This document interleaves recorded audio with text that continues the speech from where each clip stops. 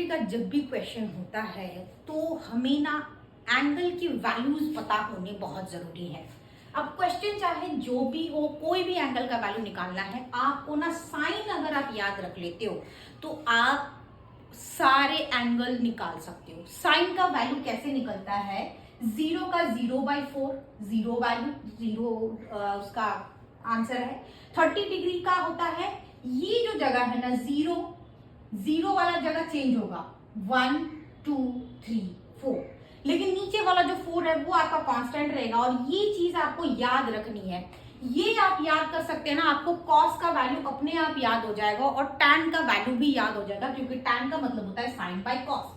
अभी देखो क्वेश्चन पे आते हैं, साइन 3a = 1, ठीक है।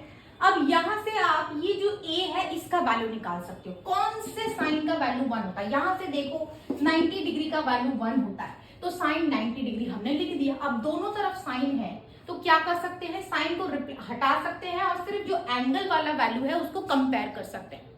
तो ये 3a = 90 डिग्री हो गया। सॉल्व करोगे a = 30 डिग्री आ गया। अब आपको चाहिए क्या? cos 2a। cos 2a में क्या होता है, आप पहले 2a का वैल्यू निकाल लो, क्योंकि आपको 30 डिग्री a का वैल्यू मिला है, तो 60 डिग्री आपका 2a का वैल्यू है। cos 2a यानी cos 60 डिग्री। अब cos 60 डिग्री का वैल्यू कैसे निकालोगे? उल्टा जाएगा। साइन का जो भी वैल्यू है cos में वो चीज उल्टी हो जाती है, यानी साइन cos 0 का वैल्यू 1, cos 30 का value √3/2, cos 45 same value, cos 60 degree half, ठीक है। यानी वहां से मैंने जो है वो हाफ ले लिया। अब मैंने क्या बताया है कि tan का वैल्यू कैसे निकालते हैं, साइन और cos को डिवाइड करके। तो साइन जो है वो कितना आ गया मेरा, साइन जो है यहाँ पे 45 का 1/√2, और cos में भी अभी आपने देखा था 1/√2 ही आया है।